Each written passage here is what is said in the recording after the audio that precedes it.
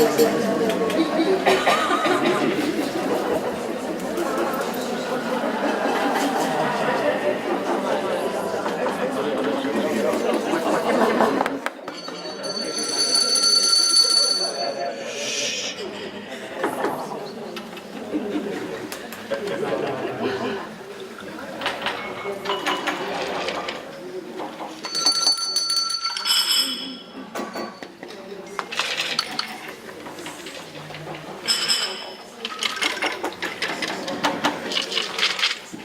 I can only make that bell stop for me to start talking. Otherwise, it'll just keep going. Giving me a headache. Okay, so this last is shorter, so you'll be happy. We'll be finishing on time.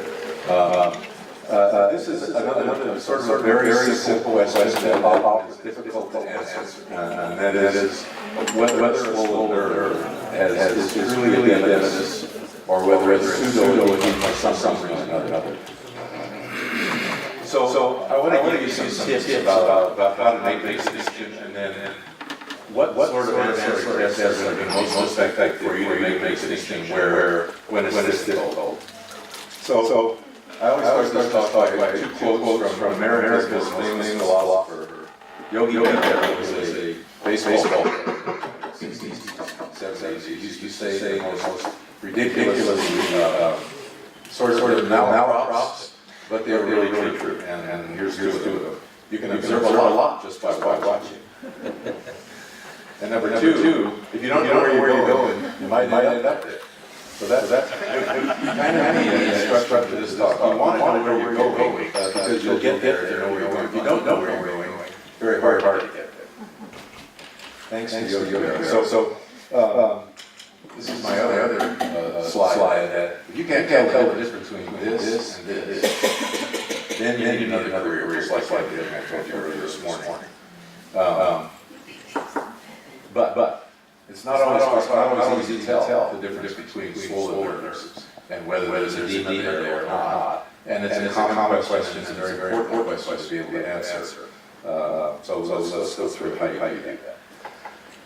When I say swollen nerve, when I say swollen, it's a non-specific term, meaning that the margins are blurred and usually it is elevated. That includes both edema and causes pseudo edema of the nerve. So if I see that scenario, I'm asking myself three questions.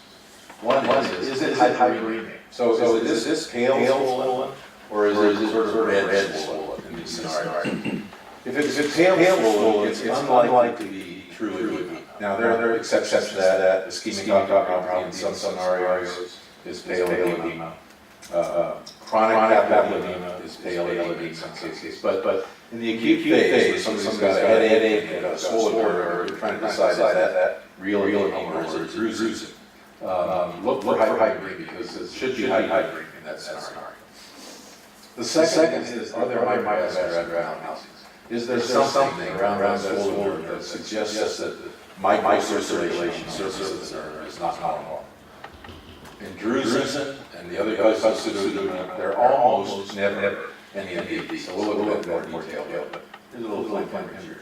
Makes it very unlikely that's drusen's case. And the third is the margins are blurred. So all these are blurred margins. So is the margin blurring due to nerve fiber edema, in which case vessels run through that and they get obscured by the edema? Or is the margin blurring deeper than that, which is where bruises blur the margin, and the blood vessels are very clearly seen over the surface of it? So those are three questions that I asked myself, and we'll go into some detail about what that looks like. So for pseudo-edema, not true dysedema, what things are we looking at? We'll look in detail at these, but there are generally, quote, full optic nerves, hyperopia patients, that would be having a little bit of a congenital anomaly of the nerve where it's elevated, there's no cup. That can look like edema, particularly if the nerve fiber around has a little bit of extra tissue. This is a case that was sensitive. This was actually a young boy who had viral syndrome, had nausea, vomiting, headaches from the viral syndrome, and both of his nerves looked like this, and he was sensing papilledema. What it really is is a hypoplastic nerve with some extra glial tissue in the nerve fiber. So actually, there's some acidic proliferation here. Parts of these vessels are obscured, but it's not really edema. We'll see the difference between that and edema as we go through. And in some cases, you probably wouldn't miss this as acute papilledema, but chronic papilledema sometimes has glial proliferation around the nerve, some glial tissue that involves all the vessels. In this case, this is a kind of a sheet of glial tissue extending around on the surface. But you can see where you can't see the margins of this very well, and it might be mistake for true edema. Last mild nerve fibers. Generally, you're not going to miss this, but to point out a couple of things about nerve fibers. Number one is it's in the nerve fiber. So here's the vessel, and you're seeing here's this, and there's opacity in the nerve fiber. It has feathered edges because it's in the nerve fiber, and it has your vessel because it's in the nerve fiber. But it's really dense white. So this is true edema, not this dense. It's not this white. And so usually it's pretty easy to tell the difference, but if you're not experienced, you've never seen this before, you might mistake that. So those are the kind of initial disclaimers that we'll talk about, but usually you're thinking about whether there are bruises within the optic nerve head, and you're mistaking that for true papilledema. So bruises usually not have hyperemia, so it's a typical barrier bruising case. The margins are blurred. It's kind of pale, swelling. There's a little bit of odd character to it, but not so obvious in this case. There are no microvascular abnormalities here, no film hemorrhages, none of the others that I show you, surface capillary dilation, hemorrhages. And the vessels are very clearly seen as they come off the margin of this. So this case is clearly not true edema. You might also look for the anomalous fast branching patterns that you often see in bruising, or with other general anomalies like this. So not all bruising do this, but if you're looking at a swollen blurred marks again, and you see this weird vast branching pattern, either this, or I'll show you in some others. And you're looking at there's gut marks, but it's not hypemic. You don't see flame hemorrhages. You see this very clearly as they come up on the edge here. In this case, you have blue, they're actually visible bruises here at this clump. But if you didn't have that as you saw the rest of it, you'd be leaning toward disc bruising in this case. And here's some other things that you might get at these vascular abnormalities. So just a lot of tangled branches on the surface of the nerve. This doesn't mean you can't have edema in there, but it's a marker that suggests, is there an anomaly there, are there bruises there, you should be looking for it anyway. Again, the markers of this are quite blurred. And this instead of bifurcation of vessels out of the periphery, there are trifurcations or four vessel branches or some weird kind of branching pattern. Should point you out toward pseudo. When I said that margin blurring is deep, so this is what typical barrier bruise and margin blurring looks like. You actually see some visible erosion on the surface here, so you have a clue. But if you did have this, and you were just looking at this kind of margin, it's not, we'll look at edema in a bit here. This is an example of true edema, and it's kind of a grayish, white opacity, not dense like myelin nerve fibers, but a grayish white, covering up as vessels here. Drusen are kind of yellow, and it's deeper, and you may see, in addition to that, you may see red pigment epithelial clumping, or in addition to that, yellowish blur margins here and here. This is actually a big clue here, is you have a big bruise in the nerve fiber area, but as soon as you didn't have that, you're just looking at the rest of it. That kind of visibility of the red pigment epithelium, you won't see that in edema, because you can't see that deep. If the edema is there, it's obscure. You can't see down where the RPE is. So if you're looking at under this, you're seeing gray or black, it's probably going to be pseudo. So on the other hand, true edema, I asked myself these questions. Number one, are there symptoms of elevated pressure? Number two, are there other neurologic abnormalities? Is it acute or chronic?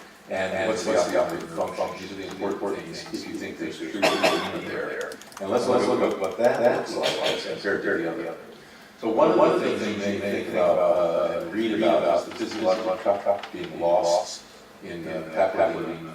True, but it's kind of a later sign. It's gone in most cases bruising right from the start. In early papillary edema, the physiological cup be normal. So I don't look at that as a particularly good marker in early disc. So this is hyper red. Margin of this is blurred with vessels obscured here. This is to remind me of obscuration here. They don't have to be completely gone. It's just as you have to see something in that nerve fiber that's obscuring rather than the bruises that are deeper underneath. So there's a case of true. Here are my abstractions that you're looking for in early disc edema. So a little bit of a flame here. Dilation of circumscapula, not so visible here, but you start to see it here with the hyperemia of the disc, and you can start to see the capillary right on the surface. Dilating a bit, maybe a little patch here. And these are two examples of dilation of the net. This stuff does not happen in druses. So if you're looking at swollen nerve, you're starting to see all of these vessels that are congested on the surface of the nerve. It's not true. It's true edema. It might be a central vein issue, it might be something else, but that's not pseudo edema doing that. Again, the nerve fiber capacity is grayish white rather than deep and yellow. It has kind of a fluffy appearance and feather margins just like myelinated nerve fibers, so the edges of a little bit of feather appearance. One of the things that I look at, it's very hard to pick up pictures, but one of the things I look at to know that I'm looking at edema rather than something else is I look really carefully at this area that's the nerve fiber edema. And if it looks like it's sort of Swiss cheese or I put here moth-eaten appearance, but there's this gray nerve fiber thickening.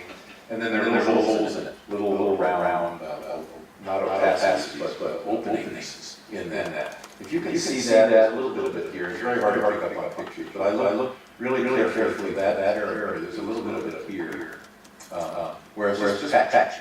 And if you can see that, that's almost always edema as well. Pseudo edema does not do that either. Now later on, these ones you miss, but they're more extensive microvascular abnormalities, more hemorrhages, more micro-infarcts, cotton patches here, some exudate, hard exudate as well in there. This is what happens, things get worse and that, but this is not hard to distinguish, it's just what happens later. The confusing part is when you see a patient got chronic edema, so not the acute phase, but as it's been there for a while, hyperemia starts to go away, so the disc starts to look more normal or paler, and you start to develop a glial issue, with the glioma spreads along the vessels and produces some sheathing. And with that, we also develop this nerve fiber dropout that I mentioned earlier today. So even though this is not atrophic in here, it's got big areas of nerve fiber dropout here and here. You can see some thinning of nerve fiber here as well. So it's a little hard to distinguish from drusen, but it still has characteristic features. This is again sort of moth-eaten appearance, little dark holes within that area of great white opacity. Arnold says, so this is a disc, and if you're following a disc for pseudotumor cerebri syndrome, that you're worried about this, right? This is this developing field loss. If this is on maximum immunotherapy, this is a pseudotumor case that's going to surgery, because they're losing vision. What does that indicate? Cases are it's so hard to explain this, but it's areas where the edema is sort of resolved in little patches, so there's not some clear to see through, as opposed to the rest of this, it's partially opaque. And that kind of doesn't have pseudo. chronic disc disease also can develop so-called optic-ciliary shunt vessels, or more correctly termed retrochoroidal collaterals. They're not actually shunts, they're just dilated previously existing vessels that, because of the blockage of outflow from the central retinal vein, they develop this collateral which comes off as and dies as a choroid as an alternate drainage route. Optic-ciliary shunt vessels for chronic papilloma, not only you think of these for ocular tumors, but chronic papilloma as well can look like that. And it doesn't have druses. Here's an example I showed you one yesterday of no light perception pseudotumor case. This is the ultimate gliotic disc from chronic papilloma. All of this stuff is not edema anymore. This is all gliotic proliferation from the chronic edema with sheathing coming out of long vessels. Very nice example of that, an unfortunate patient. You don't know what this is. And the last true edema is that some cases of true edema from the exudation out of the vessels produce these little lipid particles that look like drusen. So it's a little bit of confusion, except that they're more on the surface of the nerve and not sort of deep within the nerve. These bruises here. They're smaller. They tend to clump around periphery of the disc margin instead of all throughout the disc itself. And they go away. So this goes away. These are just lipid exudates. But if you see that as a first scenario before it's gone away, it's a little bit confusing. You might say drusen, although they look different. All right. So here it is. Here's the quiz. You thought the quiz was going to be later today. There's the quiz. Which of these is pseudo-edema and which of them is true edema? Is anybody going to be courageous enough to say something?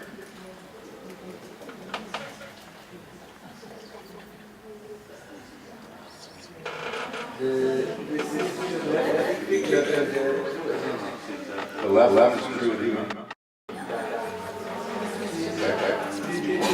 Here's the sentence back. We'll get to it in a second. So I think this one is pseudo. That's right. Say that again. Okay, so you think this is not edema, but it's myelinated nerve fiber. Okay, so this one, and then this one like drusen. What's that? So what about one of the things I mentioned was you got these are myelinated fiber, of course. If you have myelinated nerve fiber, sometimes the disc looks particularly hyper, just like Harris, because this is so white. This looks more red. This is our picture, of course. It's kind of confusing there. This looks more red. So you might be confused by that. Anything else you see on this surface here? Yeah. There's a lot of microvascular dilation on this surface. So this is not that I would ever quickly. This is So what about this? So is this cyclic? A little bit. Do you see obscuration vessels? Not so much, but as I said earlier, it doesn't have to be completely obscured. There's a little bit here. Not a lot. Any microvascular changes otherwise? No. If you look carefully at this, even though it's cyclic, there are some bruises here. There are possibly bruises in here. And the vast rank pattern is abnormal. So you are thinking about this as a bruise case, which it is, and it also has true edema. So both of them have both. So just to show you how you have to use these. But this one does just initially looks more like it has edema. This looks like you have myelinated fiber, but if you look carefully, this is the guy brain tissue. So that's the clinical part. So what about the ancillary testing? Which test is best for you to do to try and confirm that you have drusen? BC sonography, very simple clinical test in the office. If you get a B scan and turn the sensitivity down, and you still have a hyper-reflective spot there from calcification, you can confirm that there's an autofluorescence by the new technique, looking for the bruising which autofluoresce. I'll talk about that. Fluorescein angiography, looking at the difference between late staining of bruises versus late leakage of fluorescence. Or what about OCT? We haven't talked about OCT of the disc.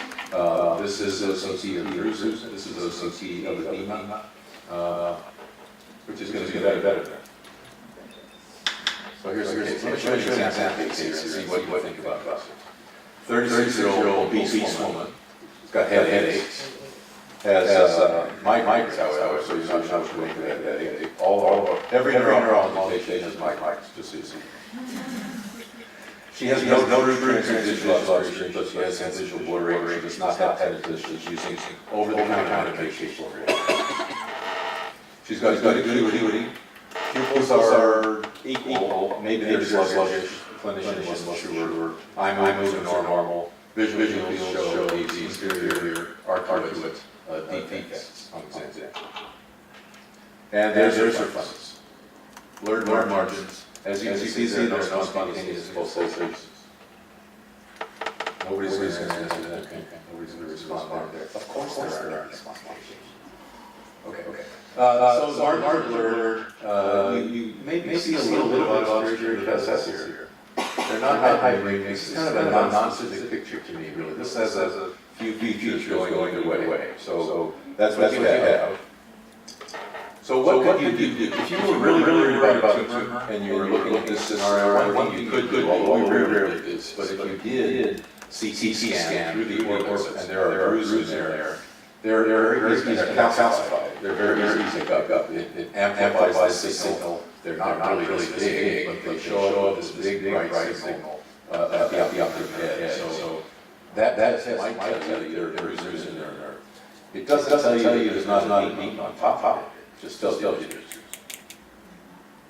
Similarly for ultrasound, so if the bruises are not calcified, they're not picked up. You'll see an elevated optic disc here. But as it turns down, if it's calcified, it will stay hyperreflective here. If it's not calcified, it will go away just like you didn't have any calcified bruises. So it's a roughly 50% calcification and hit rate for this. So about 50% of the time, if you have bruises in there, you're fine. 50% of the time, you're not fine. And again, this alone doesn't tell you you've got edema. It just tells you those bruises. So I don't use this as much. Most clinicians like this. That's very easy, non-invasive, it's very fast, and we all know. But it doesn't tell me what I need to know, basically. Similarly for autofluorescence, this is a test that we used to do when we were doing fluorescein angiography. So get the patient placed, put the filter in place before you inject. Look at the eye, see whether this is light enough autofluorescence. This is a new technique for red autofluorescence. It will also show you optic disc hyperfluorescence with bruises. This is even less useful for me. Most of the time, this is not as high level, so the hit rate is about 20% if you have bruises, you'll see autofluorescence. And almost all of them are bruises are on the surface because you're looking at the surface to find it. And you don't need these for that. You can see the bruises all around it in most of these cases. So I don't use this. The third test is fluorescein angiography, and the thing that's been described most often about fluorescein angiography is looking at the late frame of the disc. So bruises like this, where it's hyperfluorescent, the margins are slightly blurred, but it's mostly staining of the disc. So there are nodular uptake of stain more here than the rest of it, but the whole disc is hyperfluorescent. Compared with edema, in which there's hyperfluorescence, and the hyperfluorescence extends out to the retina, leakage versus staining. I don't know about your fluorescein angiography departments, but ours commonly misread this and call this leakage from the disc, whereas this is staining. So the late phases, you can often tell the difference. Not all, but you can often tell the difference. What I do also, I look at old fluorescent sequences, and I use fluorescent angiography quite a bit in cases that I can't confirm. Because there's a difference here. Again, bruising versus edema, the late phase, which I showed you, is another case of late leakage. It's the same case. But the early phase is also quite different. So in this case, the bruising is an early blockage here, and sort of gradually take the rest of the nerve, and it looks like this. In edema, it feels very early. The whole thing is hyperfluorescent and leaking early. So not only late phase, early phase help distinguish between the two. Barriers have a specific look also, and this is something not as well sort of established in the literature, but this is a barrier case that is a confusing looking fungus. You could make an argument for either way about this. But when you look at fluorescent angiography, the area of the barrier bruises around here, this is the hyperfluorescent staining, and the rest of the nerve is not hyperfluorescent at all. So this is very bruises at the edge of the nerve. And for me, this is a very specific sign. We published this a few years ago of that. So in trouble cases, I always look for this. And in this particular case, that's what it was. So this is this same case, and it looks early on, early leakage, gradual uptake of stain, but not on the disc itself so much, but this parapapillary region where the bruising are there.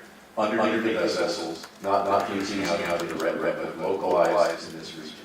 So that's a typical late fluorescent picture for bruisers.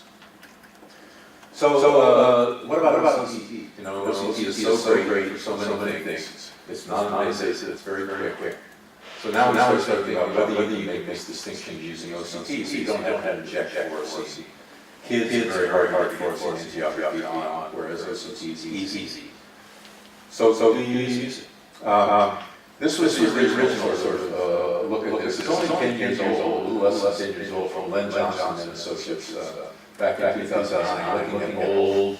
These things look so rough now compared to what we can do. This is time remain OCT from that time frame. Swollen nerve. And the idea behind this initial paper was you look at the underlying pattern and see whether there's kind of lumpy, like bruises in there, versus the underlying pattern is smooth and maybe has a V shape from the hyperfluorescent fluid underneath there. This is what was published, and in cases where there are obvious bruising and obvious edema, you could see this. But in the cases where you really need it, the distinction is not very clear, and the resolution is not very clear, and it never really caught on with this level of OCT for making a distinction. Also, more recently, there have been a bunch of papers looking at nerve fiber thickness maps to distinguish between bruising and edema. And of course, in the acute phase of the edema, some bruising cases have thickened nerve fiber layer.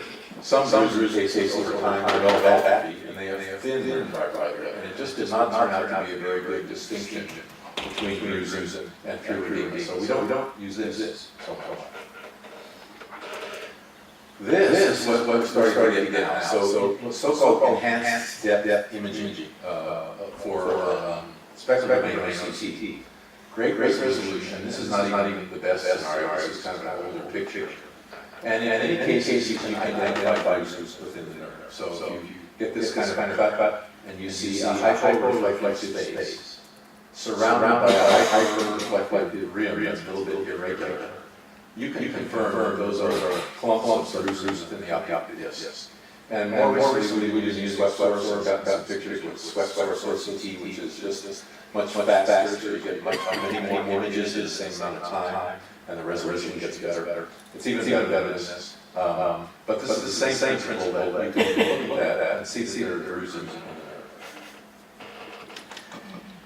That said, it's very confusing.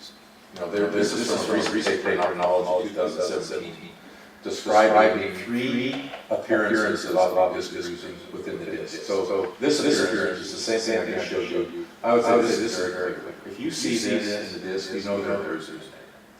This is less clear, and it probably does represent little bits of calcium within the nerve, little bits of hyperreflectivity, but it's not 100% specific. This was ordered at the edge of the nerve, a sort of iso-dense, not hyperdense, but iso-dense lump at the margin of the nerve, mildly hyperreflective. This was reported in this paper as bruising, but it's not accurate. I would disregard this. This is seen in edema as well. Anything in which these margins are elevated, probably due to the folding of the tissues, produces hyperreflective margin. It looks like a mass, but it's really probably folding tissues. So if three reported cases, these two I would take as bruises. It's also confusing looking at this, trying to identify bruises, because they can look like that's what happened there. I touched the table and it raised. What do I have with you? Oh, this is, there we go. This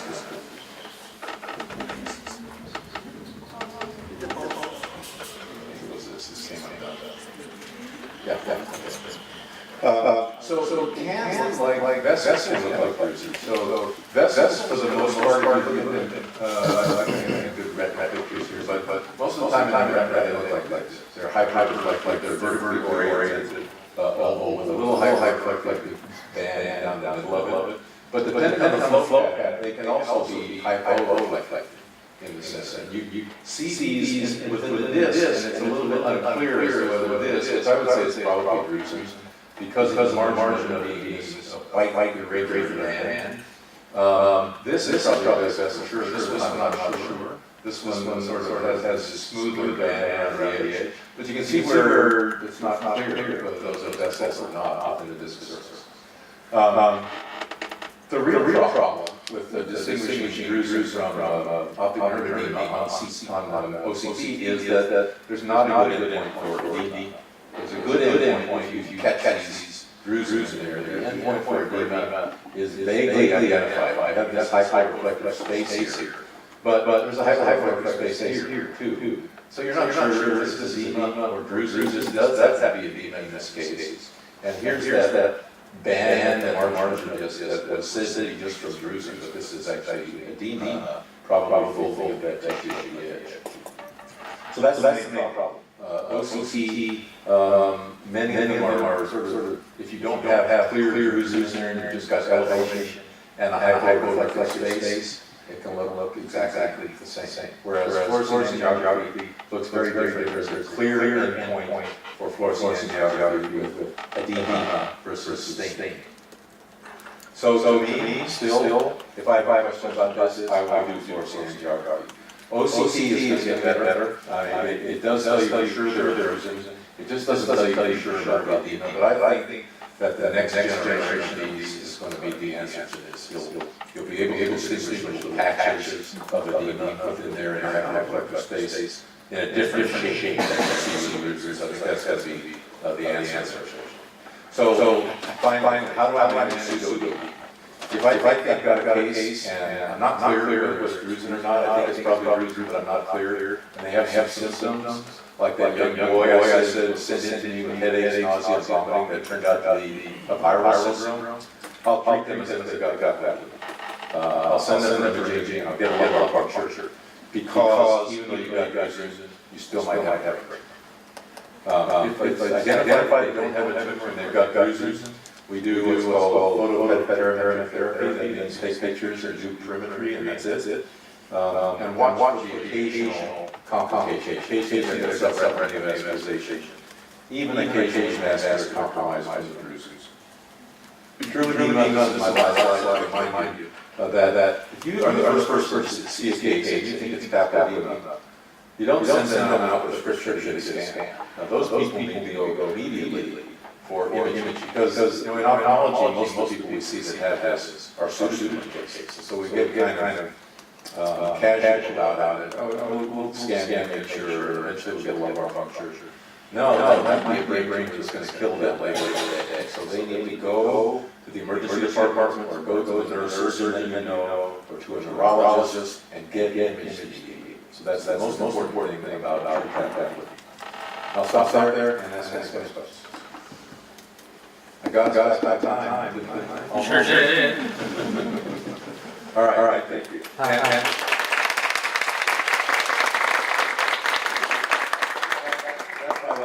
I'd really like to thank the organizers here for inviting me here. It's really fun to have an engaged audience like this, talk about the things that we do every day. So thanks for staying awake. Thank you so much. And for you join us. To quote the current president, our goal with this course has been to make neuro-oftalmology great.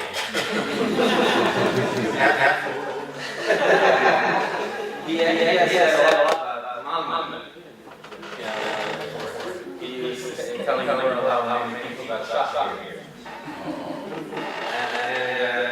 And you have stayed in Malmö live. So I'm thinking, if we go back and you say we stayed alive that long. We survived.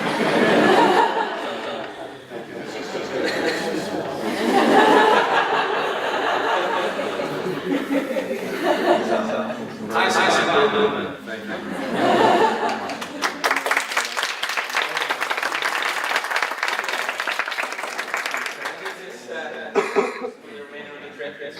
I know you